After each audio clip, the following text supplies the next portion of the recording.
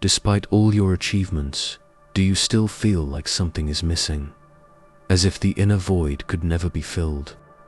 You're not alone, and this is the sign that your life is about to truly begin. There comes a moment when the pursuit of success, recognition, and security loses its appeal, when certainties become questionable, and the future seems less predictable. Carl Jung believed that this moment is not a sign of failure, but the true beginning of life. Society makes us believe that youth is the peak of existence, that after 40, everything starts to decline. But what if it's exactly the opposite? What if the first half of life is just a rehearsal, an artificial construct that needs to be deconstructed so that we can finally live with authenticity? This brings us to the first point of questioning. From an early age, we are programmed to believe that life follows a well-defined timeline. In childhood, we are told to obey, learn, and absorb the world around us. In youth, we are encouraged to explore, experiment, and build the foundation of what will be our future. Then, in adulthood, the expectation is that we have arrived, that we already know who we are, what we want, and how we should live. But what happens when, upon reaching this stage, we realize that we have followed all the rules, and yet something still feels out of place? What do we do when all the goals that once seemed so important in our youth lose their meaning? Jung observed that the first half of life is essentially a period of constructing the persona, the social mask we wear to adapt to the world. We seek acceptance, success, and validation. We work tirelessly to meet expectations that often aren't even ours. We choose careers influenced by external pressures. We build relationships based on projected ideals. We create an identity that seems real but, deep down, is just a facade. We all know someone who, in the eyes of others, has a perfect life, but inside, seems to be merely following the script. A friend who has secured a good job, a stable relationship, and an organized routine, yet always seems exhausted, with no spark in their eyes. Or maybe it's you, someone who studied, worked hard, achieved goals, and built a respectable life. But in moments of silence, you ask yourself, is this all there is? The restlessness grows because, deep down, something essential has been left behind. Youth is seen as the peak because it is the period of persona affirmation. We are valued for our energy, our ability to produce, our adaptation to established norms. But this valuation comes at a cost, the suppression of who we truly are. The problem is that the persona is not the totality of the self. It is merely a role we play. And sooner or later, the moment comes when this mask begins to crack. For Jung, this moment is not the end, it is the true beginning. What we call the midlife crisis is nothing more than an awakening, when what once made sense starts to feel empty, when we feel that we can no longer ignore the internal discomfort. We are faced with the opportunity to transition to a new level of existence. However, this transition does not happen without resistance. Some try to reaffirm their youth at any cost, immersing themselves in excesses, superficial relationships, or an endless pursuit of external validation. Others fall into conformity, believing that life has already given them everything it could. But there are those who understand that this restlessness is an invitation to something greater. Jung called this process individuation, the journey toward the wholeness of the self, a path that begins when we stop living solely to meet external expectations and start seeking what truly has meaning for us. But this transition is not easy. It requires an awakening. There are moments in life when certainties begin to crumble. What once seemed certain career, relationships, ambitions suddenly becomes questionable. For many, this moment arrives at 40, when the weight of past choices inevitably begins to manifest. It feels as though, after years of dedication to a specific path, a doubt emerges. Did I really choose this, or did I just go with the flow? Carl Jung saw this phase as an awakening, a moment to finally look inward. However, this awakening does not come without turbulence. The so-called midlife crisis is, in reality, a confrontation with everything that has been neglected over the years. Fears that were ignored, desires that were repressed, dreams that were left behind. In youth, we are busy building our identity. We need to fit in, be accepted, prove our worth to the world. But upon reaching maturity, an unsettling realization arises. The persona we created no longer fully represents us. It once served us in facing the world, but now it begins to imprison us. Jung saw this as a sign that the ego, which until now has been in control of our lives, must make way for something greater, the self, our psychological wholeness. This is the breaking point where most people enter a crisis. Some try to deny change, desperately clinging to their youth, seeking a new marriage, making a sudden career shift, or indulging in fleeting pleasures. Others succumb to conformity, believing that any attempt at change would be a waste of time. But there are those who choose to face this moment as an opportunity for transformation. Individuation, the path to. Integrating the wholeness of the self does not mean abandoning everything that has been built so far. Instead, it means recognizing that there is much more within us than what we show to the world. It means accepting that life cannot be lived solely to meet external expectations. The first step in this transition is admitting that something needs to change. The second is allowing oneself to ask, what truly makes sense to me?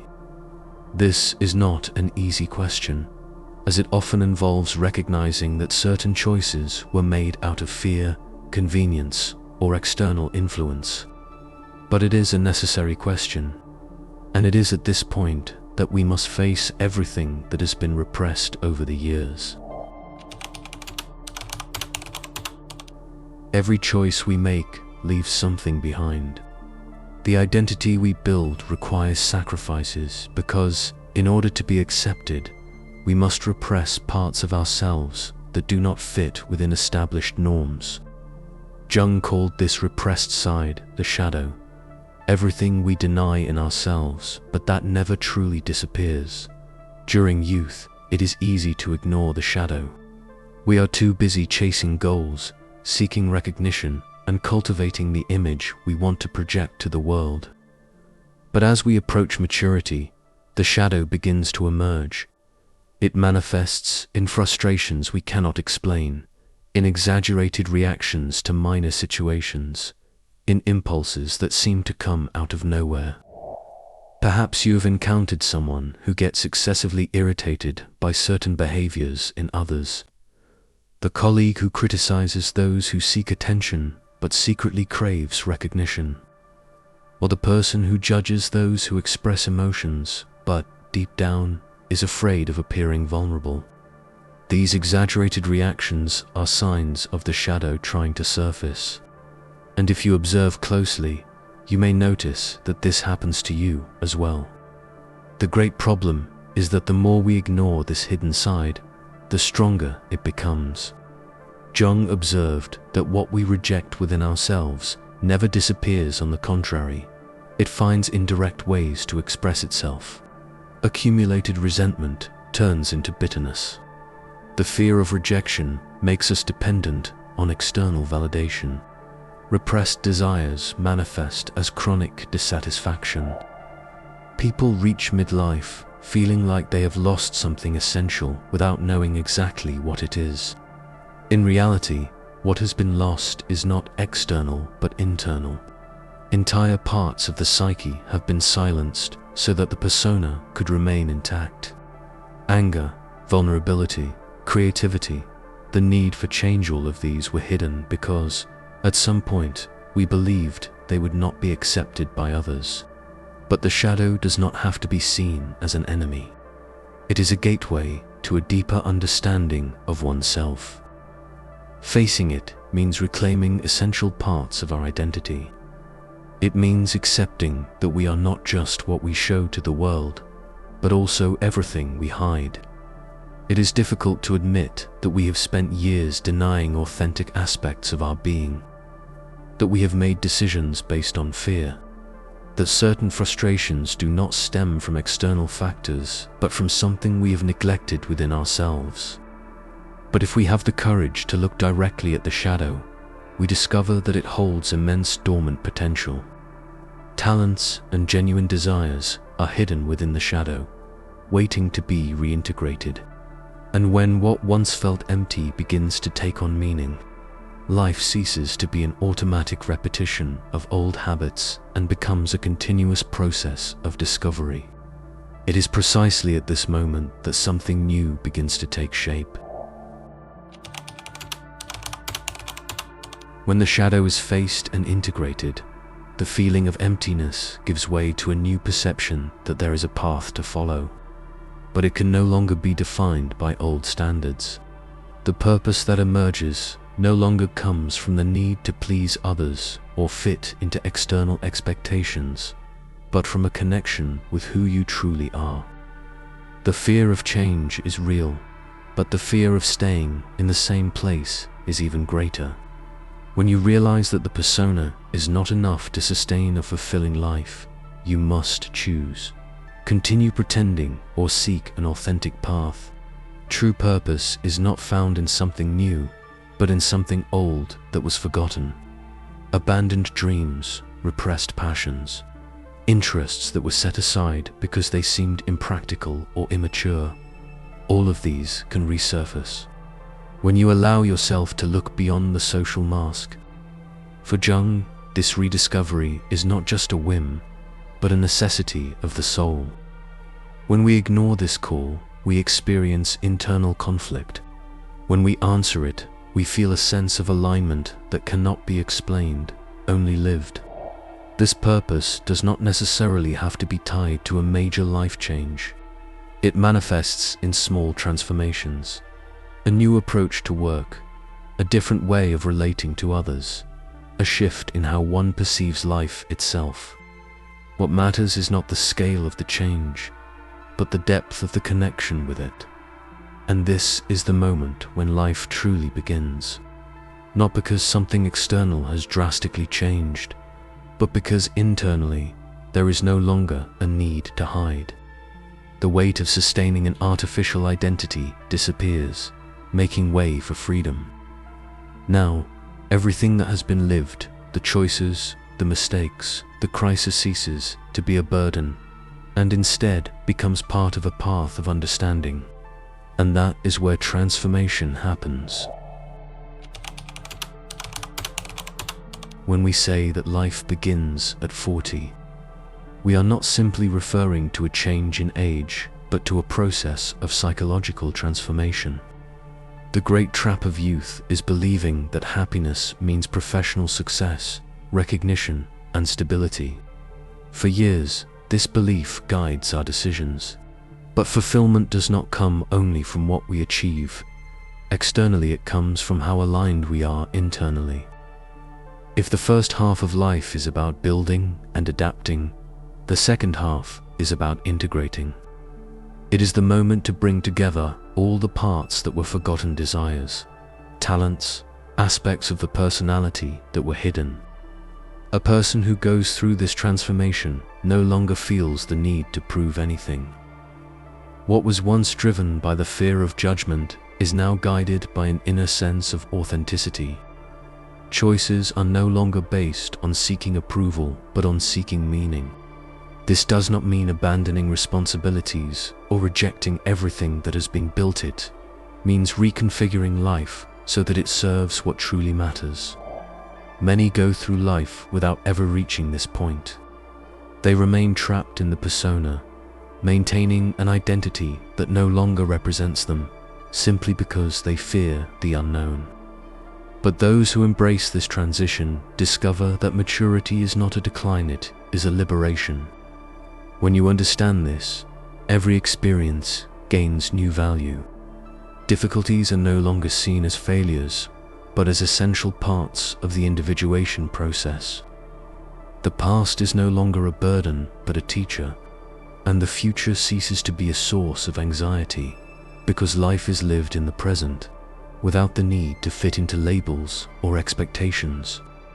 This is the true turning point, not a sudden change, but a gradual awakening to a life that, for the first time, does not need validation to have meaning.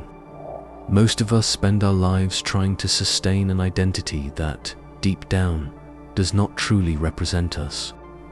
We follow paths set by others, accumulate achievements that bring no real satisfaction, and avoid questioning whether what we have built actually makes sense. But there comes a moment when maintaining this facade becomes impossible. What once seemed like absolute truth begins to crumble, and we are faced with a choice: cling to the past or allow ourselves to be reborn.